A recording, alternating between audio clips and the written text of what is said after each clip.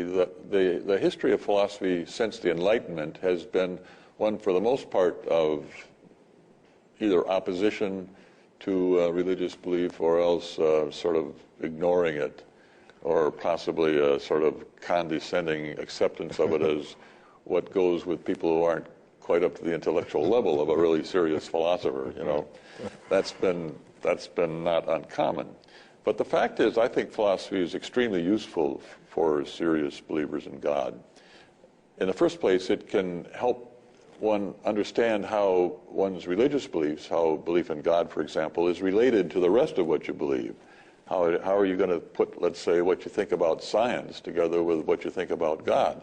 That's, of course, a philosophical question. Nobody's obliged to answer the question, but there's a natural tendency in people to want to answer that question. Secondly, as I say, philosophy since the Enlightenment has not been very hospitable to religion, generally speaking. There are exceptions, of course, but on the whole, there's been a fair amount of hostility. There have been lots of arguments thrown up, lots of objections to theistic belief or Christian belief, and it's the role of Christian philosophy, or of philosophy in the Christian community, or at least something the philosophical community can do for the Christian community, to look at these arguments and see if there is anything to them. It seems to me it's important for the Christian community that this be done, that Christian philosophers look at these arguments and respond to them. What are some examples? Well, for example, the argument from evil, the claim that it can't be true both that there is such a person as God, who is all-powerful and all-knowing and all-good, and also evil, suffering, pain, the sort of thing we find our sad old world so full of. There's also the suggestion that whether or not Christian belief is true, whether or not theistic belief is true, it's not rational or reasonable or sensible or justified or intellectually up to snuff in some way or other. There's something defective about it.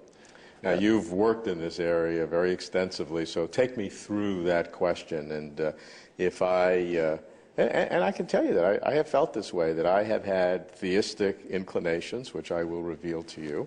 But some of my friends, particularly in science, I'd feel uncomfortable saying that, because they would almost begin to think less of my intellectual capabilities. Right, yeah. Well, it's not uncommon to think that people who believe in God must be a little less intelligent, let's say, than the average one of, say, people who do quantum mechanics. Right. That's not an unusual thought. I think it myself, it's a mistaken thought.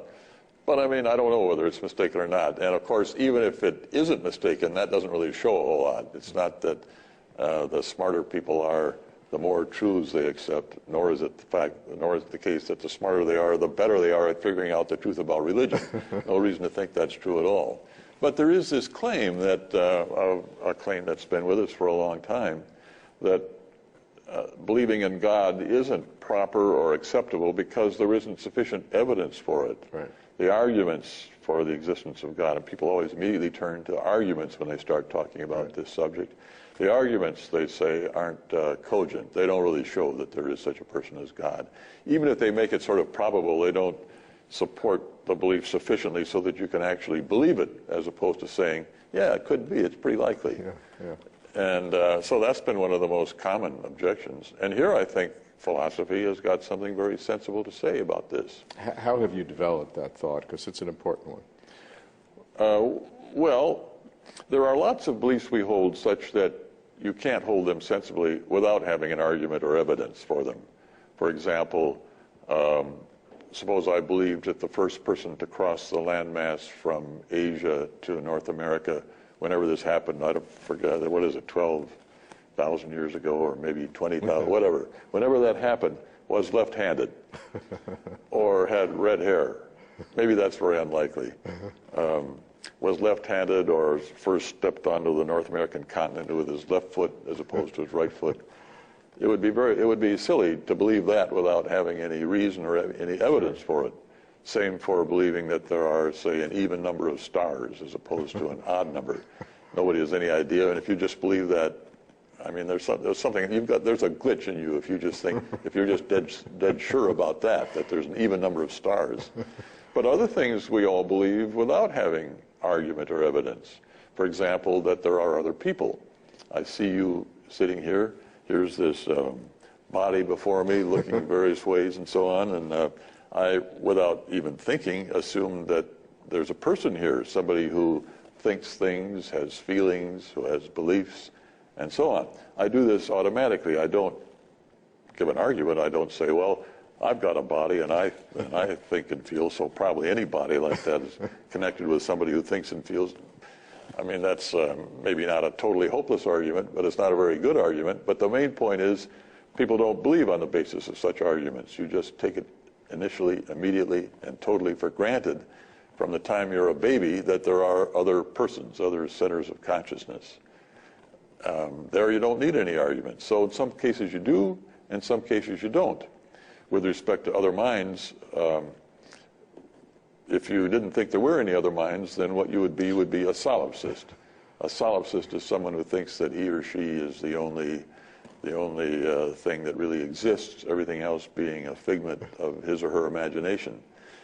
Well, we're not solipsists, and we don't need arguments for there being other minds or for there being a past. We all believe there's been a past.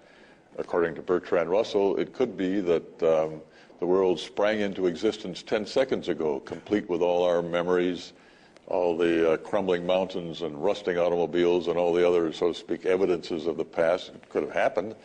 How do we know it didn't? Can we prove that didn't happen? Well, I guess we can't. Are we at all inclined to think it happened? Well, of course not.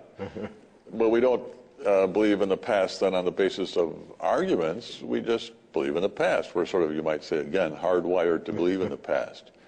Well, so some beliefs are such that you have to have evidence for them to be rational or reasonable or sensible. Other beliefs are such that you don't have to have. And now the question is, which of these two groups does belief in God fall into? Right.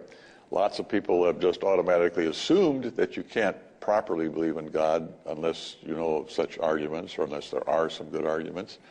But why think that? Maybe belief in God is like belief in other minds or belief in the past. If God has in fact created us, maybe he's hardwired into us not only belief in the past and in other minds,